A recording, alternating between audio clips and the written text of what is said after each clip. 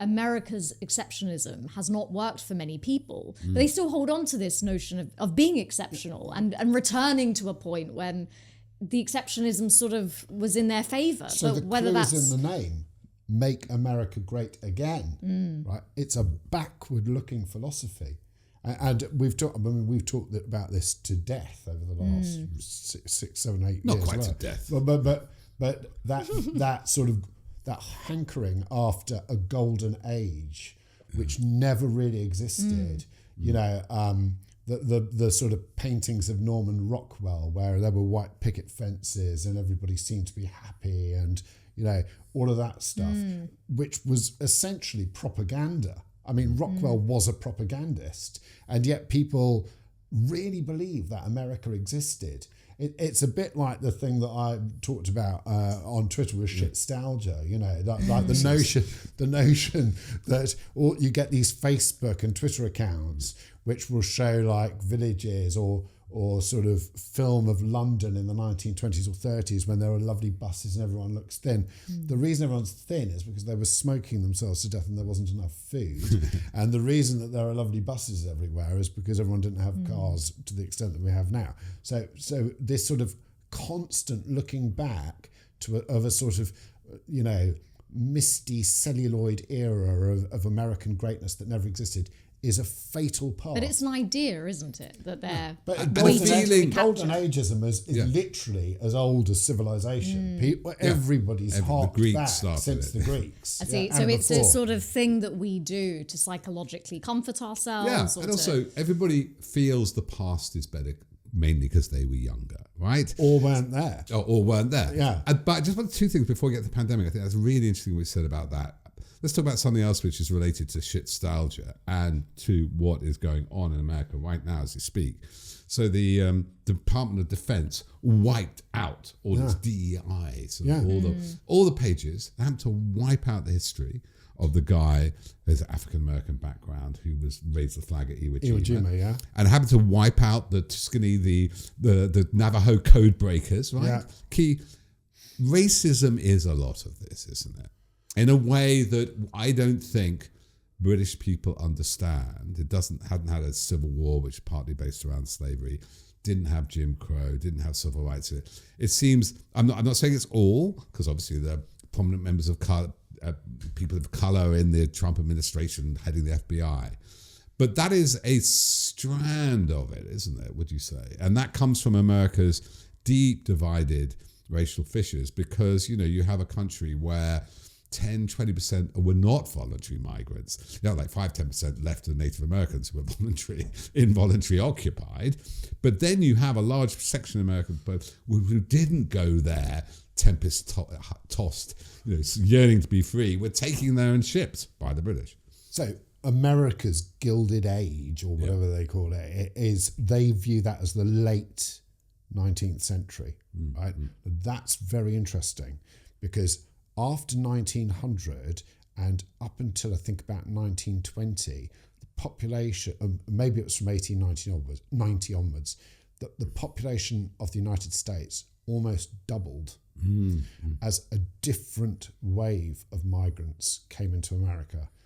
And that was people from southern Italy, people from the east, and maybe a large Jewish contingent from large Belarus Jewish and all those Lithuania. People. Now, at the time, and one of the major reasons for the resurgence of the KKK was that there was a widespread belief in America at the time that these people had spoiled the well of the sort of old Anglo-Saxon and to some extent German and French dominant population, and that America had lost something, and that it had, I mean, very similar to the kind of extreme right rhetoric that you have in all the that UK focus now. on the hyphenates and the 100% pure blooded Americans. When you have it with the Godfather, America the first. sense that It came from that. It came from that. The Godfather. it's not just race in obvious colorism. It's Italians, it's Jews.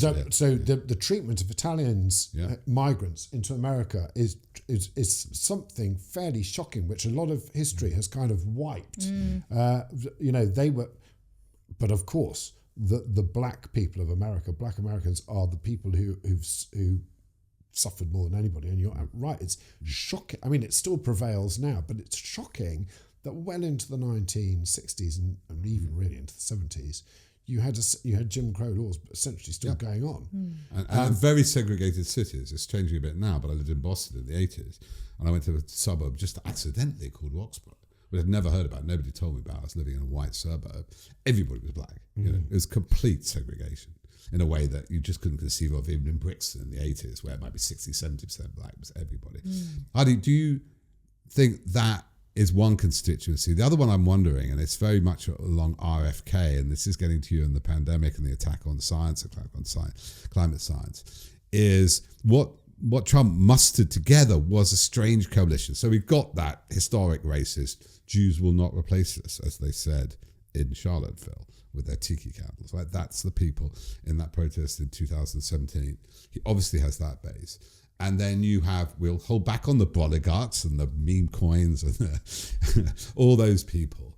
There's this other bunch of woo-woo wellness people who and that's all the pandemic, isn't it? We investigated that at the time 5 years ago. Can you believe it? The QAnon conspiracy. Well, there's QAnon, and there's it feeds into the whole lizards are controlling Bill Gates and the vaccine. Deep state stuff, all of that stuff. And big pharma. It actually tracks the left. You know, I've heard people on the left say, oh, well, what RFK says, you know, we should have more raw milk, or, you know, it's not good to have those things. Meanwhile, people are dying of measles. Yoga influencers. I mean, millions of people love yoga and enjoy yoga, but there are some people in the yoga influence community, my other half, Helen, has really recognised this because she's really into yoga, who are tipping well into that. But another friend of ours had the same with that. Well, I think there's, and we can come on to the pandemic, which I think obviously fed exactly what you're saying, Andrew. Yeah, I mean, I think what's really interesting is that it hasn't suddenly happened that people are turning towards conspiracy theories or turning back towards America first, or there's a notion that vast amounts of inequality, vast amounts of feeling like the political system does not work in your interest at all, that primes people to then be open and susceptible to believing things and questioning authority and finding solutions where, you know, conventionally they haven't been found. And Trump's a perfect example of that. I think we're being primed when those social conditions are present, together with social media that then allows you to find communities of other people who agree that, you know, the government is the deep state, and only Trump, who's apparently anti an elitist president, can save everything. But I think globalists, the other extreme, just to say, the globalist, big pharma, it fits into sort of left-wing thinking. But I think there is something on the DEI initiatives being wiped out. And, you know, I think if you watch a lot of these podcasts on YouTube at the moment, all looking at what's happening in America, some by very prominent podcasters, you know, they're regularly talking about this is the end of wokeness. So I think consciously this period should also be seen as a very deliberate backlash to what has been perceived as wokeness. I think it's really difficult because I think a lot of what people class as wokeness is just sort of, you know, rights for people who deserve them. But what's happened is that I think it seeped into the culture in a way that perhaps no one really expected. Less so in the UK, more so in America. I mean, they tried and so it there here, is but it a hasn't worked notion here. now that, you know, one contingent who voted heavily for Donald Trump, sort of young men, you know, this notion that they have not just felt disenfranchised by the system, but the way they are growing up, the way they are dealing with their masculinity and what it is to be a man in America.